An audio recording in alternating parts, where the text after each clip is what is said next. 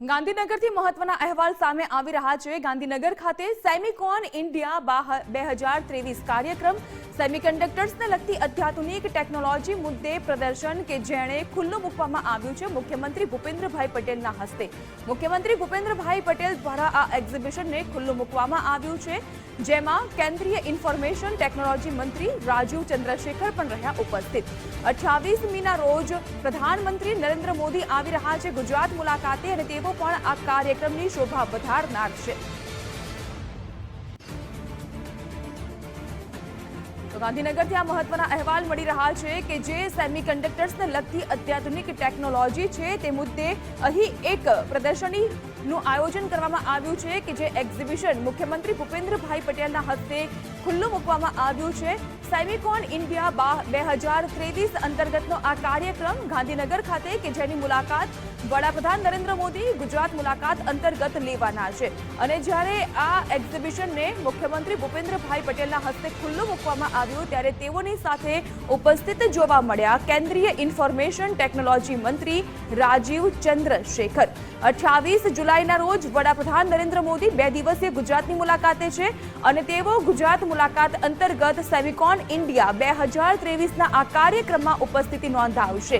સેમિકન્ડક્ટર્સને લગતી જે અત્યાધુનિક ટેકનોલોજી વિકસાવવામાં આવી રહી છે એ જ ટેકનોલોજી સંદર્ભે આ જે એક્ઝિબિશન છે જે પ્રદર્શની છે એ ખૂબ જ મહત્વપૂર્ણ ગુજરાતના વિકાસ માટે સાબિત થઈ રહી છે અને એ જ એક્ઝિબિશનને પ્રદર્શનીને ખુલ્લી મૂકવામાં આવી છે મુખ્યમંત્રી ભૂપેન્દ્રભાઈ પટેલના હસ્તે। તે દ્રશ્યો પણ આપ જોઈ રહ્યા છો।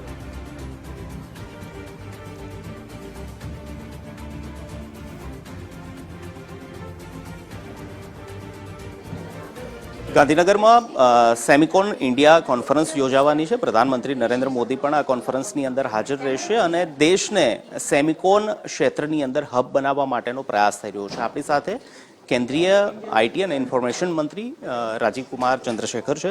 सर, जिस तरह से पूरे देश को सेमिकोन और सेमीकंडक्टर के क्षेत्र में उनको हब बनाने की कोशिश की जा रही है, गुजरात में भी एक एमओयू हुए हैं सेमिकोन को लेकर, किस तरह का प्लान है और ये जो सेक्टर है उसमें किस तरह की अपॉर्चुनिटी है युवाओं के लिए और देश के लिए भी? देखिए, प्रधानमंत्री मोदी जी का बड़ा स्पष्ट विजन ये है कि आने वाले दशक को वो कहते हैं इंडिया टेकेड, क्योंकि देश और विदेश में हमारे आर्थिक व्यवस्था में टेक्नोलॉजी और डिजिटल का बहुत बड़ा प्रभाव पड़ रहा है। हमारे देश में भी जो 4% होता था डिजिटल इकोनॉमी का परसेंटेज जीडीपी का, आज 11% बन गया है और 25-26 तक वो 20% तक होगा।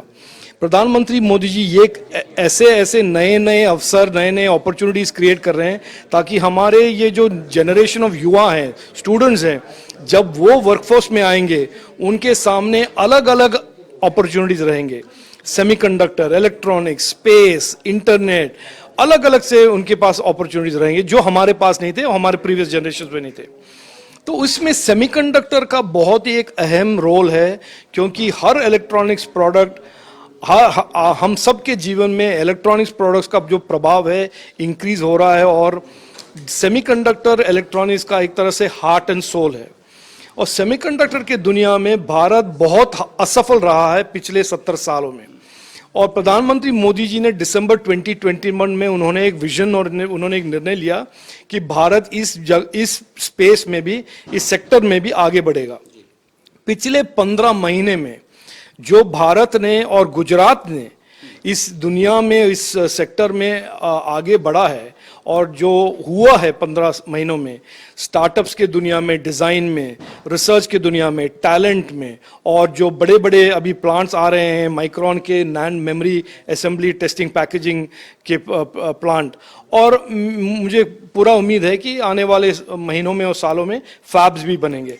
तो ये जो हो रहा है, मुझे ये खुशी है कि गुजरात एक तरह से देश के सभी स्टेटों को छोड़कर आगे निकल गया है और पहले 1, 2, 3 इन्वेस्टमेंट और उनका धोलेरा का जो जोन है उनका, उसका प्रशंसा अभी ग्लोबली हो रहा है कि गुजरात सरकार इन्वेस्टमेंट ही नहीं मांग रहा है, लेकिन इन्वेस्टमेंट के लिए इतने तैयार हैं एब्जॉर्ब करने के लिए। तो बड़े बड़े ऐसे यूनिट्स, बड़े बड़े प्लांट यहाँ पर आएंगे और मेरा सोच ये है कि एग्जीबिशन में आज युवाओं आए, स्टूडेंट्स आए, 2-3 दिन देखें, एब्जॉर्ब करें कि ये नया दुनिया है क्या, इस नए दुनिया में क्या क्या अपॉर्चुनिटीज़ हैं, नए अवसर क्या हैं, उसके लिए क्या सीखना है, कौन से कोर्स लेने हैं, ये सब सीखें, क्योंकि ये एक हमारे इंडिया टेकेड में बहुत ही एक महत्वपूर्ण कंपोनेंट होगा।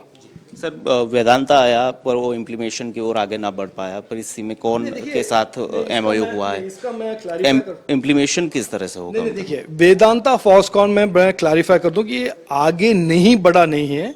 2 प्राइवेट पार्टनर थे, उन्होंने अपने आप में निश्चय कर लिया कि वो दोनों सेपरेटली करेंगे, तो इसका आगे बढ़ना नहीं बढ़ना का सवाल नहीं है।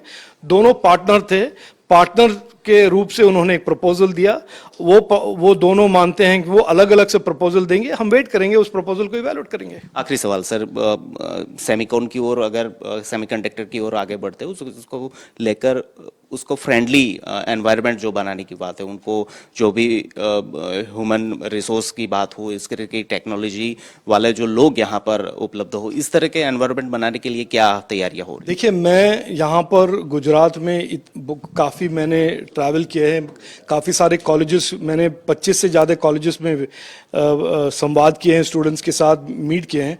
मुझे पूरा उम्मीद है, कॉन्फिडेंस है कि हमारा यहाँ का इकोसिस्टम, जो टैलेंट का ज़रूरत इस इकोसिस्टम के लिए है, सेमीकंडक्टर इकोसिस्टम के लिए, यहाँ के स्टूडेंट बहुत काबिल हैं और स्किलिंग और एजुकेशन के साथ ये ग्लोबल टैलेंट बन सकेंगे सेमीकंडक्टर की दुनिया में।